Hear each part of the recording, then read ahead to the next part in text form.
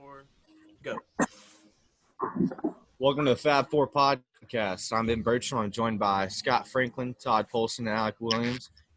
We've got a good show for you today. We decided to go rogue and kind of just talk a little bit about some new topics here in the sports world because there's a lot of them.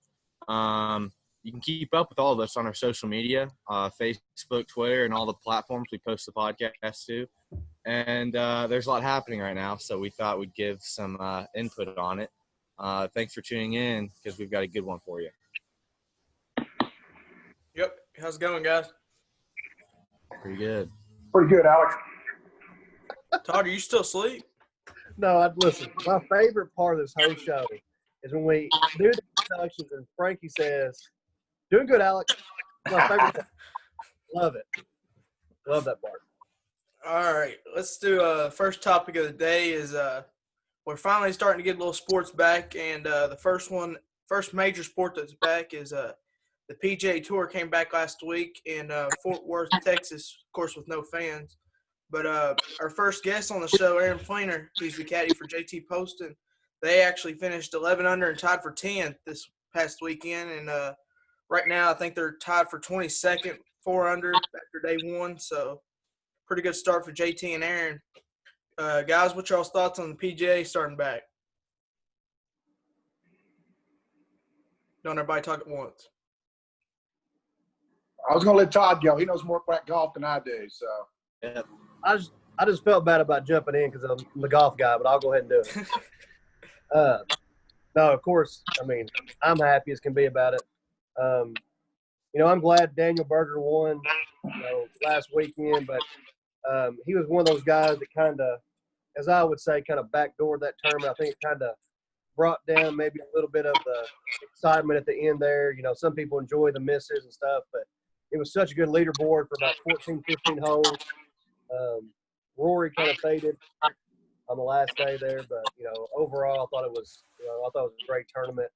I thought it was pretty cool that the pros still acknowledged the fans being there, which they weren't there, but I thought that was pretty cool. And overall, I thought it was a big success. I think it was like the highest rating that tournament's ever had. I think it had like 3 million average viewers, which is like a 50% increase from last year. So obviously it was a huge hit last weekend. well, I know this. Our guest, Mr. Fleener, he was also on KSR last Thursday and was talking – Thursday or Friday. I can't remember which day it was. Maybe it was Friday.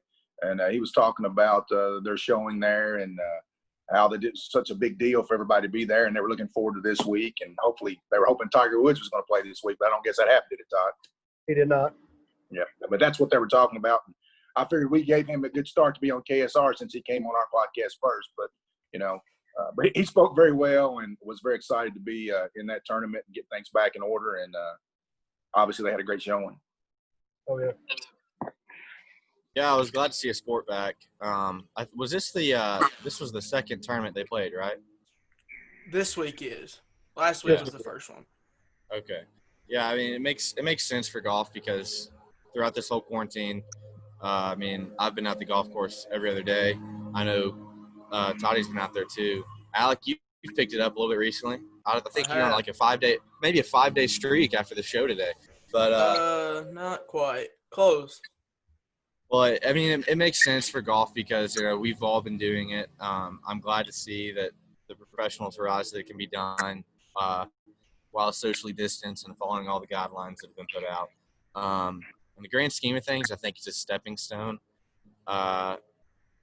In the entire sports world, I feel like the golf comeback, in a sense of other sports coming back, means little because golf is a sport that a worldwide pandemic can only put out for a month or so. And I feel like it's unique in that sense that other sports might take a little bit longer. But we're seeing some other sports, though, kind of follow in the footsteps of not allowing fans and going ahead and getting started.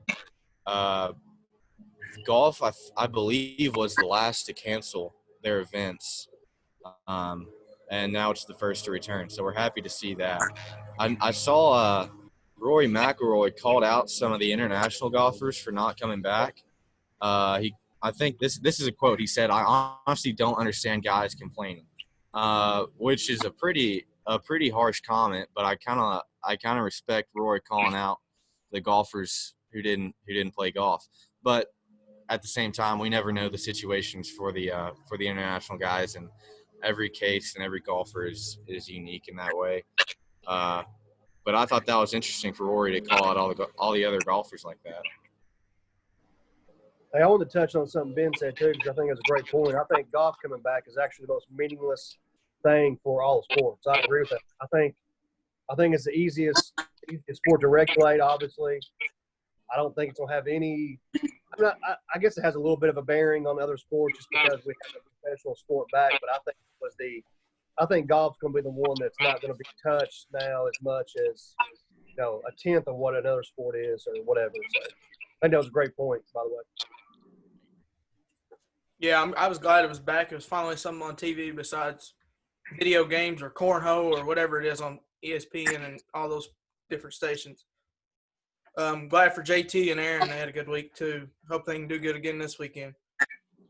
Let's go ahead and move on to the basketball tournament, which is the big tournament where the winning team wins $1 million or it's a little bit more, something like that. They released their bracket this week, and that'll be taking place July 4th through the 14th in Columbus, Ohio, with no fans. I think there's a lot of teams like Syracuse, West Virginia, Marquette, Oklahoma State, Clemson, Ohio State, and Purdue, just to name a few that have like alumni teams in it, and then there's other made teams. I think there's 24 teams in it. So, guys, what's your take on this? Is Oklahoma State allowed to play in that? I think they're going to allow them. I don't think they gave them the probation. Who'd you say, Todd? I said Oklahoma State. Are they going to be allowed to play in that? Yeah, Oklahoma State, Duke are going to play. Cleveland State cannot participate. They're out. Hey, but it's basketball. Yeah. That's better than nothing, right? I mean, if you get to watch a little bit, people are probably excited about it, even though it's really not that big of a deal. But it's better than nothing, I suppose. Yeah. Are there any big-time names? I hadn't even see. I saw the bracket. I haven't. I know, didn't Cousins and Wall them have like a team one year, and then Cousins had one last year. He didn't play on it, but he was like the GM. Chris Paul has a team, but he's not. He's like the GM or whatever. Joe Johnson's probably the biggest name of people that's actually playing. Yeah, he's playing with the team that's won it like 3 or 4 times, overseas elite. Well, I'm going to take him because Joe Johnson averaged about 50 a game in the 3-on-3, so the Big 3 tournament.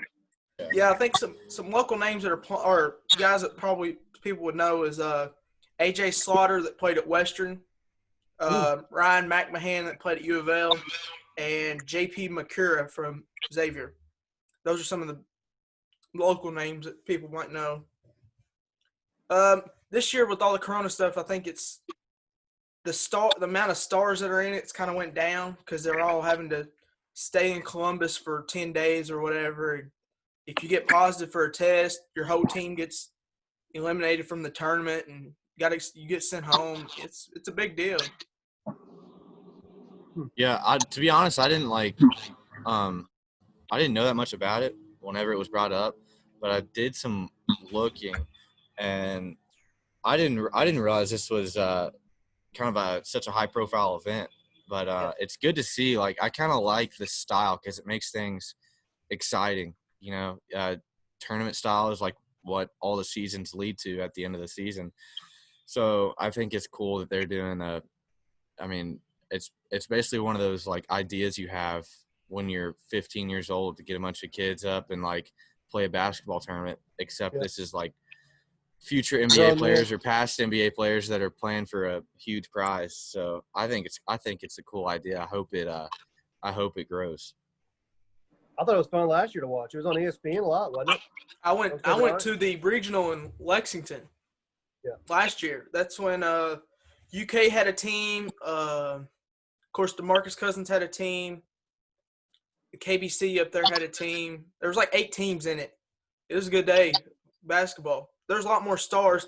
Isaiah Austin's another one that played at Baylor. The guy that went blind. He he was there last year, and he's playing again this year with the team. He dominated last year. I'd say he'll do pretty good again this year. Anything else on this topic? I think it's interesting you get coronavirus and your whole team's kicked out. I mean, there's really no other way to do it, but it'll be interesting to see how that plays out, if anyone will end up having to face the repercussions for that. I'm just saying, if I'm on my team, I hope every other team gets it so I get the guaranteed million. Yeah, maybe someone might do a little planning, get some other teams kicked out. Yeah. I mean, Yeah, if you based on what you've seen in college football, obviously somebody's going to come in there with it because No doubt. Alabama and Houston and I can't remember all of them, but there's probably 10 or 15 schools their kids are reporting and 4 or 5 guys have had it. So good chance. Right. There's no doubt about that. Well, I just think, before we move on, Alec, I think that's something to bring up too, because I think everybody's making such a big deal about these colleges getting positive results and all that good stuff. I mean, I don't understand what people were thinking in the first place, because you've got to assume that these kids are going to have – some of these kids are going to have this disease because, I mean, it's just nobody's been tested. And they've been around who knows where and doing what. And they all go back to campus on one area. You know that somebody's got to have the coronavirus, I'm sure. So, everybody's kind of freaking out saying, well, there's not going to be college football because all these positive tests. But in my mind, I knew this was going to happen. How could it not happen?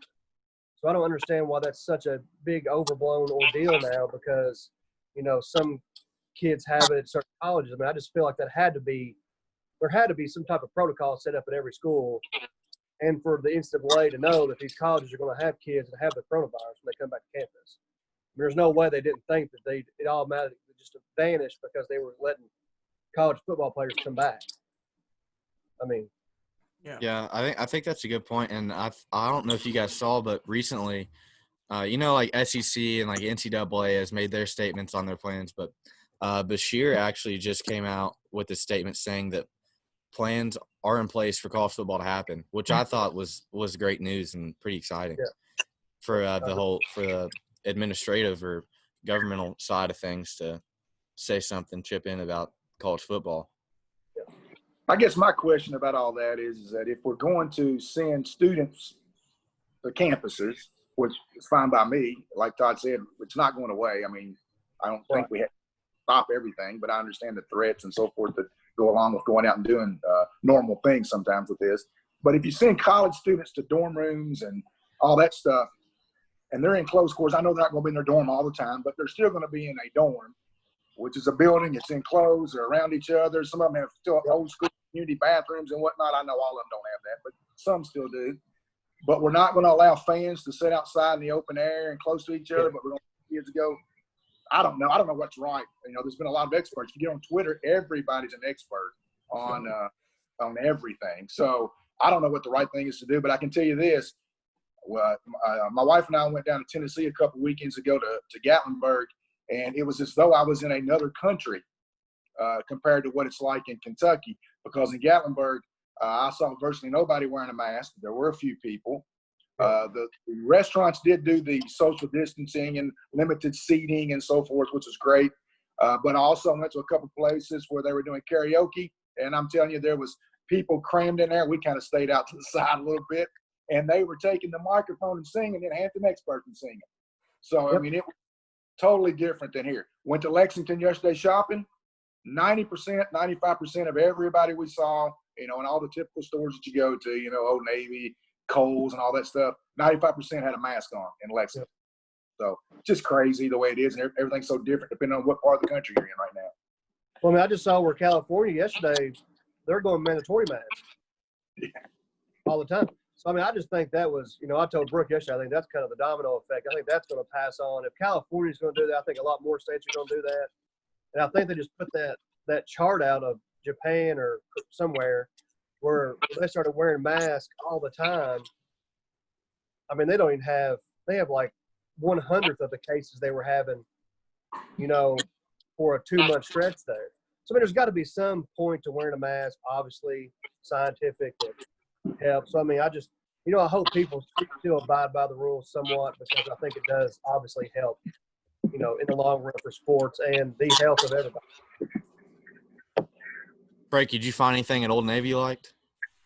Man, I tell you what, hopefully we're going to go on a little vacation down in Florida. You know, be safe down there. You know, and had to give me some a few shorts and a couple shirts. Okay. So I got a few things. You know, it's Old Navy, 50% off everything. You know how it is, man. We're not trying to be savvy.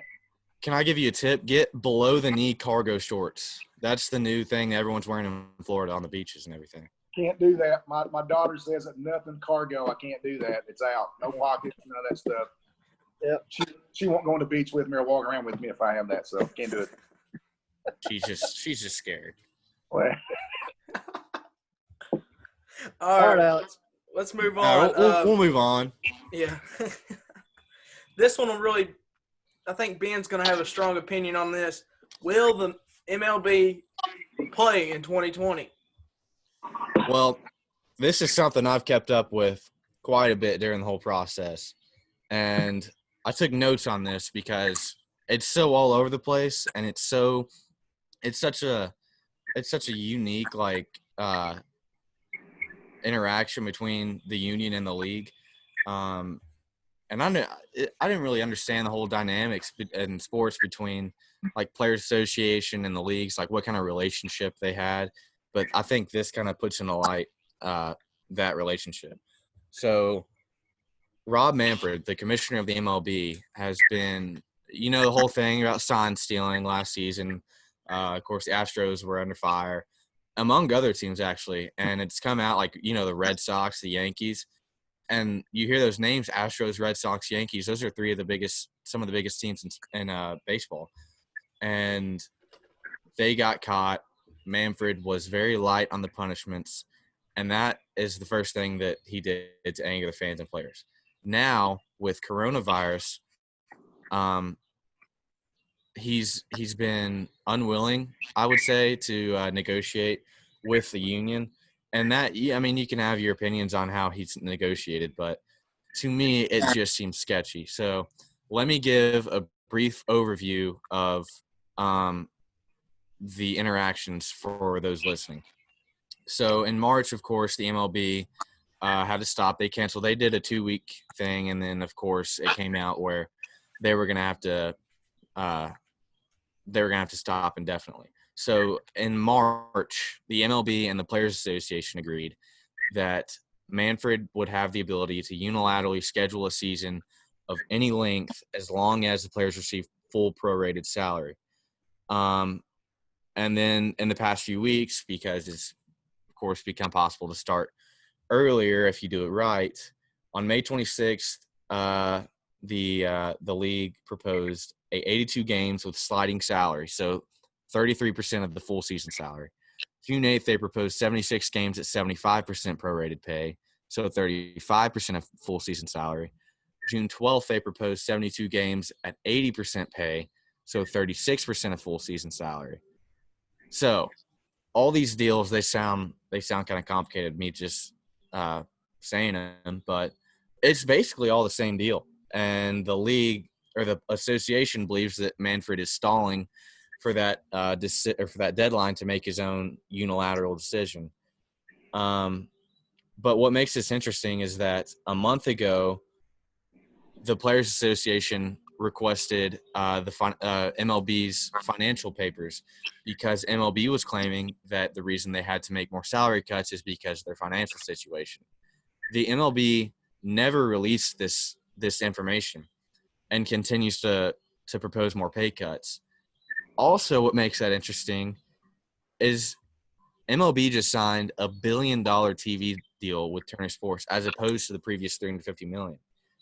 So it's become a thing of MLB saying they don't have any money, they're proposing more pay cuts, and the association and the owners, they are on the opposite end of the deal where they want their money, they want more games because they want more money, but they also just want to play baseball. So also in these negotiations, like the DH and the playoff size has been thrown in there. But the most recent reports we've been hearing is that framework is there. So that's what makes me excited. I think once that happens, we'll see something. We'll see something happen soon. Hey, Ben, I think baseball's just really missed the boat. The great opportunity for them in this situation to elevate themselves, because in my opinion, it's probably third of the big three that most people watch. Football being number one, pro, college, whatever. Basketball number two, college, NBA, and then baseball. They could have been, if they got something worked out quicker, they could have been the number one show for weeks and weeks and weeks and weeks. Whether that was located somewhere down in Arizona, playing at those locations or whatever. But whatever they could have produced, if the guys would have got together and got things straightened out, they'd be number one right now, and maybe drawing some of the younger fans back into baseball, because I saw a stat the other day that said the average age of a baseball fan is 57 years old now. 57. That's older than me, and I'm old. So, you know, I think they missed the opportunity maybe to elevate themselves in the eyes of a lot of people. And I know it's a lot of money and there's a lot of negotiating and power, but still, in the end, I think they missed the boat on opportunity to garner some great attention to a lot of fans. Exactly. I want to first say, Ben, that was some great research and well done, you know, stats there for the viewers. And, you know, I agree with Frankie here. I think baseball totally missed the whole point of what they could have done. But here's my whole problem with this, and I understand this because I'm sure this has more to do with those, you know, lesser paid pros that are going to be losing out on money.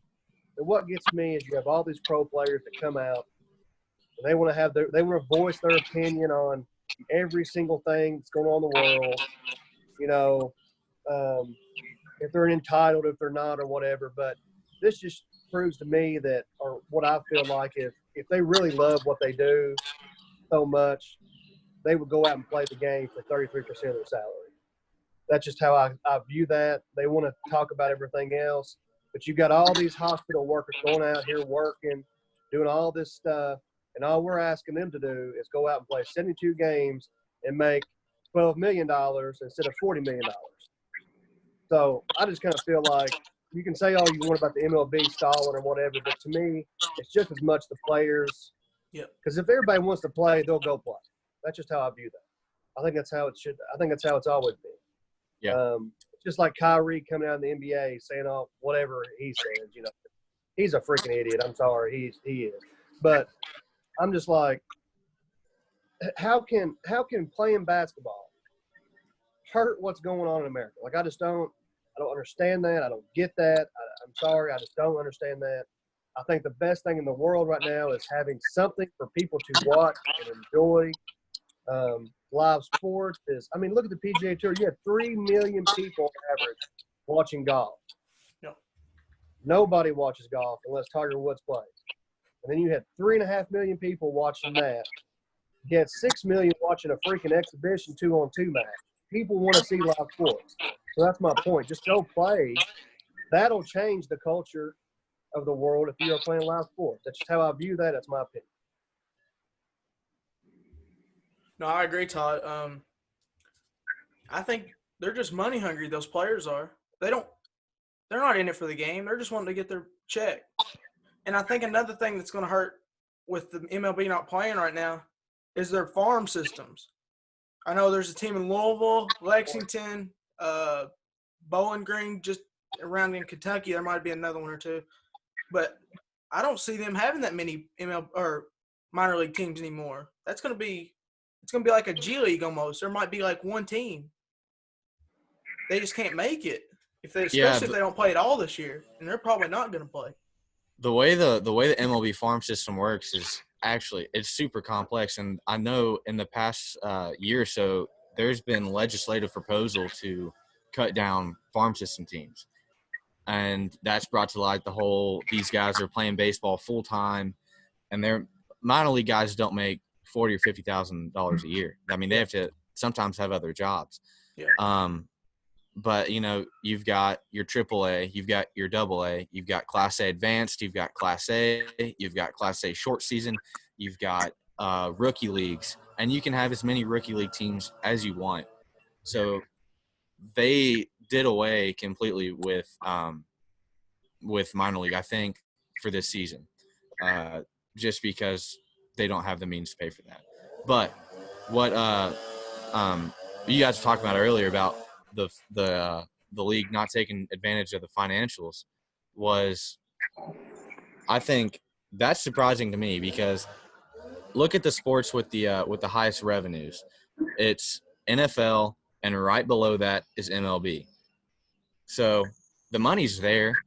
I don't know why the money isn't being proposed or spent, and I don't know why the players aren't willing to play for a percentage of their salary.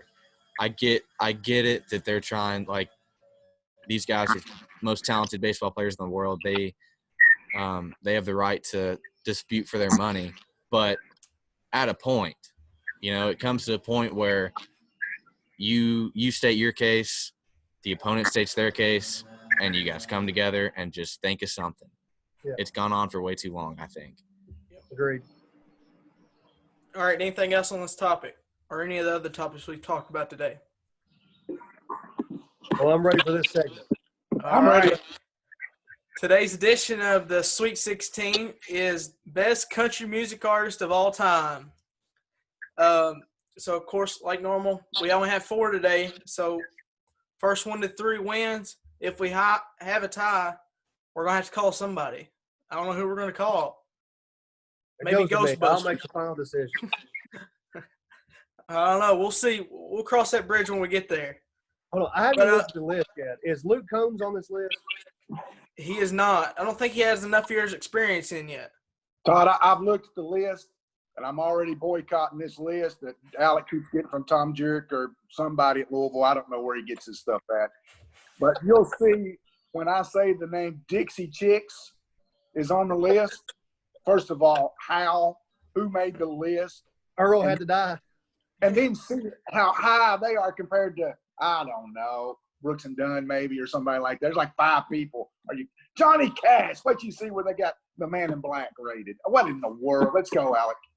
All right. Yeah, I'd just like to say that we were not on the selection committee here. This was Alex. Alic found this list. This has nothing to do. I don't want my name associated with this bracket. All right, let's roll. The 1 and 16 matchup. You got Garth Brooks versus Hank Williams Jr. Think about that. Hank Jr. is a 16 seed. Ridiculous. Frankie, start us off. I mean, I like Garth Brooks as a number 1 seed. So I saw him once. Very entertaining. One of the best concerts I've been to. And one of the 80s hairband stuff. So I'll go with Garth Brooks. Toddy. Garth for me. Ben? This was actually a tough one. I think this is, I don't know, maybe a UMBC versus Virginia here. But I think it's cool. Garth, actually, that's cool that you mentioned you've been to a concert, because I don't think he releases recorded songs. You hear all, like, his songs on Apple Music, and it's like a band, like, it's not Garth Brooks. But I think that's cool. For that reason – on Amazon, though. Well, for that reason, I'm going to go Garth. Garth's going to take the sweep on round 1. Hey, Alic, one shout-out to Hank Jr. for the NFL anthem. That's true. I mean, that is a point that needs to be stated, because he's the originator of that. And they brought him back, I believe, last year, if I'm not mistaken. They did. Hey, I think have y'all got y'all's tickets for the drive-in show of Garth? It's in Summersville.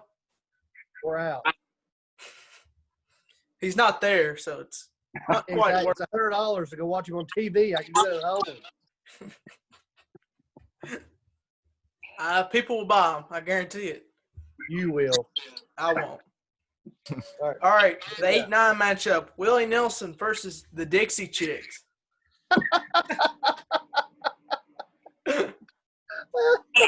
You can't put those two in the same sentence, Alic. Oh. That it should be an easy. Well, I mean, Earl had to die. I know that was pretty good. I get it. Oh. It's Willie Nelson. Oh, just the thought. How funny it was. Those two were 8-9 seed together. It's probably the greatest thing I've ever heard in my life. Supposed to be competitive. Oh, I'm going Willie. Willie must have been Kentucky with our boys back in the day when they got that 8 seed and had to beat Wichita State or something. I don't know. Ben, Absolutely, Willie. Willie's still making music. Do you guys know that he's still making? He has an album coming July 3rd. I'm Absolutely, pretty Willie. sure he almost died on the CMAs that one year. Yeah. He was supposed to be in concert with Luke Combs and Sheryl Crow in Commonwealth Stadium because I refused to call it anything else, and all that got canceled. all right. So everybody's taking Willie, right? Big Willie. Absolutely. All right. The 5-12 matchup. You got Alabama and Kenny Chesney. Who's the 12 seed? Kenny. Kenny Chesney, the 12 seed, and Dixie Chicks is the 9. I told you, just keep listening. Just keep listening. Tom Jurich, I don't know what's going on. I'll leave this one off because I actually think this is a tough one. It is. I think, Kenny kind of goes down as one of the greatest entertainers of all time. But I'm going to have to go with Alabama. I love Alabama. Scott? Man, that's a tough one. Alabama's got some classic songs. Classics. Man, but Kenny Chesney's the modern day Jimmy Buffett. Golly, I'm going to go in an upset, Kenny Chesney. Ooh. Just have a little drama for the two young fellas. Ben. All right, I'll follow that up. So my dad has a CD. It's Kenny Chesney Greatest Hits 2. And we would listen to that pretty much all the time we were outside doing something, anytime a radio was around. So that whole album is just ingrained in my head. And I love Alabama. I think they're really good, but I got to go Kenny here. Alic Williams. Oh, my. I've got to go Alabama, so we're going to have to call somebody. I don't know who we're going to call it. We're recording this at 9:30 in the morning, so I hope whoever it is up. Waking somebody up.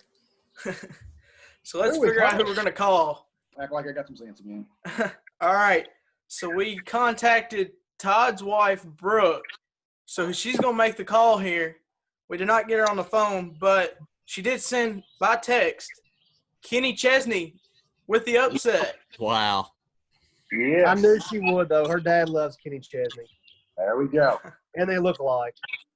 They Not say watch Brooke out and for those Kenny Chesney. 5-12 matchups. There's always an upset. The 5-12 normally. I can't believe Kenny Chesney's 12 seed. All right. The 4-13 matchup, Kenny Rogers and Toby Keith. Who's the 13? Toby. Good God. What was the Dixie Chicks again? 9? They were 9. Oh. This is a Somebody toughie start test. us off here. I don't care who. I got to think. Woo. So Toby and who? Kenny Rogers. God, I love Kenny. Gambler. I'm going Kenny Rogers, man. Toby's probably got more hits, but Kenny Rogers is a freaking man. Sorry. I'm going Kenny Rogers. Come on, Islands in the Stream. He wrote the song for Lionel Richie and the Commodores. I mean, Dolly Parton. The Gambler. Lucille. Although I love Toby Keith, by the way. I'm going Kenny Rogers. Because you got to think for sure, guys. Kenny Rogers at least saw Dolly Parton's boobs at one point during his lifetime. Todd, we got to keep this PG. I said boobs, Alec. I'm 32 years old. I'm a man. I'm 30. All right, Mike. Calm down there. Ben.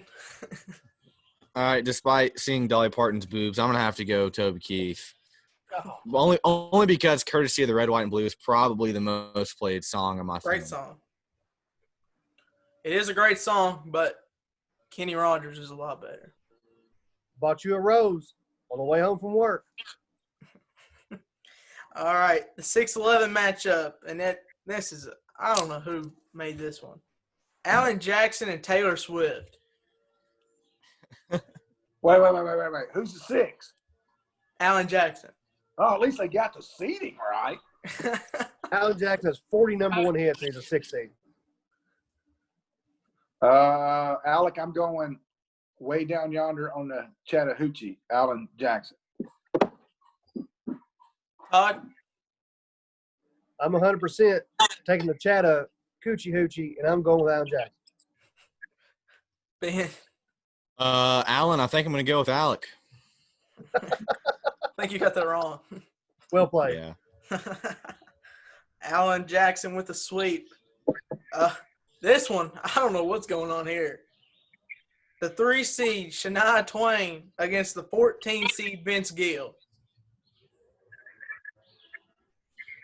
I'm going Shania. Frank. Vince Gill in a landslide. Uh-huh. I haven't heard of Shania Twain since 1983 or whatever year that was. Yeah, but He sings duets and duos and all that stuff. He's got the sweetest voice. Vince Gill. Bam. I haven't listened to these folks a lot, so I'm going to go with Tyler Childers. Good choice. Good choice. It is a good choice, but he is not in this. We need He's up there. we need We ain't got time for all I guess Vince. I don't know. Frankie had a better argument in my opinion, so we'll go Vince. Hey, Vince is from Kentucky, isn't he? I think he is. I'm taking Vince. Shania Twain sung a song in Twister. That should put her over the top. It didn't, Todd. She got eliminated first round. We had another upset. All right, the 7-10 matchup. Reba McEntire and Brooks and Dunn. I'm done. I'm off the show. There's no way those two are not in the next round. Somebody can't make it. You're going to make me choose between Reba McEntire and Brooks and Dunn in the first round? Yes. Frankie starts off. Oh, absolutely. This is a no-brainer for me too, Alec.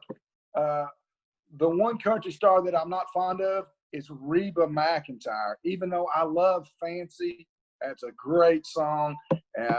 But my sister-in-law loves Reba McEntire, and I've been fussing with her since 1983 that I think she stinks. I don't like her. I do like Fancy once again, but I'll take the other one. No way. Can't go with him. Brooks and Dunn, okay. Here's the thing. I love Reba. Unlike Frankie, I love Reba. But I got to agree. I got to go Brooks and Dunn. They're the greatest. Best duo in the history of country music. I agree. I'm close. Man, Brooks and Dunn. Brooks and Dunn. Brooks and Dunn with the sweep. Cannot believe Reba McEntire got eliminated in the first round. And the Dixie Chicks were nonsense. A 9-2 Dixie Chicks. All right, last matchup of the first round. George Strait, Johnny Cash. This is why I love not looking at the brackets, because now I get to hear for the first time, and I literally felt like I just lost a family member. I've been married for 2 days. I mean, good day. The man in black is what the heck? Oh. Ben, start us off.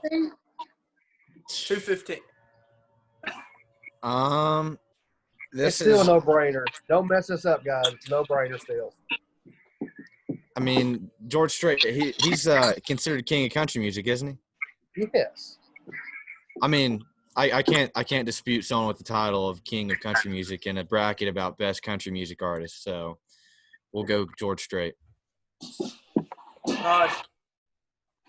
I mean, I'm going George Strait because, for one thing only, because he was dusty. I got to go George Strait. Frank. Man, we're talking about the Folsom Prison Blues. We're talking about Ring of Fire. We're talking about George Strait. I mean, these guys are both top 5 in my book in country music. I guess I'll go with George Strait, reluctantly. George Strait with the sweep over Johnny Cash. It's unbelievable. Dixie Chicks ahead of Johnny Cash. Hold on, time out. Frankie, just before we move on, you realize in 2 of the 3 brackets we've done 3, right?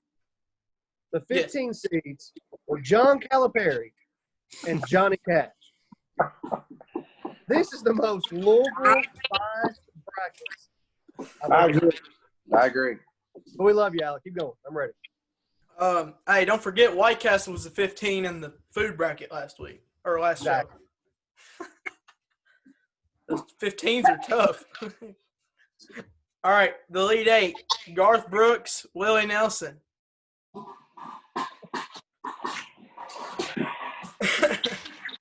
I'm going Dixie Chicks. 100% going Garth Brooks. Frankie, Garth Brooks. Ben, Garth Brooks, but I love Willie Nelson. Yeah. Garth is advancing to the Final Four. All right, Kenny Chesney, Kenny Rogers. Ben, start us off. For me, Kenny Chesney. I haven't listened to a lot of Kenny Rogers stuff. Todd, I'm going Kenny. which one? Chesney. I'll go Chesney. Alec, I think I'm actually going to go with the modern-day Jimmy Buffett also. I'm going Kenny Chesney. Wow. Chesney advances. I was actually going to go Rogers, but my vote doesn't matter. We need Uncle Cracker. All right, Alan Jackson, Vince Gill. Ooh. Frankie, Alan Jackson. I'm going with AJ myself. Ben, Allen. Jackson with the sweep. All right, last matchup with the Elite Eight. Brooks and Dunn, George Strait.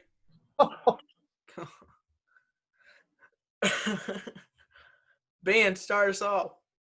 I gotta go George Strait here. I mean, he beat Johnny Cash last round, so he's got to go one more. Todd, God. I feel like I'm watching that creative fight in Rocky Balboa where he fights Line Dixon and upsets him. All right, I got to go with George Strait. As much as this breaks my heart, I'm going George Strait. Alec, I'm going to save you again. I think I'm just going to go with George Strait. Reluctantly. all right. George Strait moves Is this the on. Final Four? We're in the Final Four. Garth Brooks, Kenny Chesney. I'll lead off. I want to first say that it's bullcrap that Kenny Chesney's in the Final Four. With the As a likes 12 of Johnny Cash and Willie Nelson and Kenny Rogers, Brooks and Dunn. I mean, I can't read. Whatever. Anyways, I'm going Garth Brooks for sure. Frankie, Garth Brooks. Ben, Garth. Garth with another sweep. All right. Alan Jackson, George Strait. This is the 2 and the 6 matchup. Ben starts off. Who was it again? George Strait, Alan Jackson. George Strait, Allen Jackson. I guess George Strait. Todd, I'm going Dusty, George Strait. Go ahead and sweep it, Alec. sweep, George Yeah. Strait. I will say we have a great national championship, though. Great. I feel like this should have been it from the get-go. Garth Brooks, George Strait. Who wants to lead us off? National championship. Why don't you lead us off, Alec? Ooh. Oh, Okay. Ooh. Garth Brooks. Garth Brooks. I'll go next. Because Garth plays a style that I like better, a little more upbeat, a little more up-tempo. I'm going with Garth Brooks. Todd. All right. I've seen Garth twice. Mm. And I put him third in the best concerts I've ever been to. Wait, who's ahead of Garth? Do what? Who's ahead of Garth? I'll be honest with you, man. I saw Blake Shelton in Nashville. Blake Shelton's unbelievable. Unbelievable singer. Love the show. Luke Combs is by far the best concert I've been to. But here's the difference. He's kind of, he's great right now. Everybody knows the song, so he's younger, so that's kind of why. Garth Drake. Before that, Garth was the greatest concert I've been to. And I even saw Reba and Brooks and Dunn together. Wow. Fantastic. Well, they were matched up. I'm going to have to go with. I got to go with the guy that has 51 number one. But I'm actually going to go Garth Brooks. Ben, it's really not going to matter. Garth's taking. This is it right here. There's my pick right there. That's all you need to hear. That's all you need. Wins the best country music artist of all time here on the Fab Four podcast. I'm going to say he's really going to enjoy that. I'm going to say he's never going to hear it. We'll have him on next show. Be a great guest. All right. We got anything else to talk about today?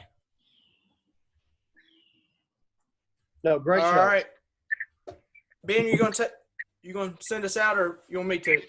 I'll do it. So pretty good show here today. We had some good topics, good little bracket. I'm sure Garth will be happy to know that we picked him in our best country music singers. So if that's all, then we'd like to ask you to follow us on our social media.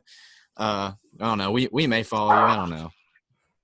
But yeah, it's been a great show, and thanks for listening. Yep, we'll be back Tuesday.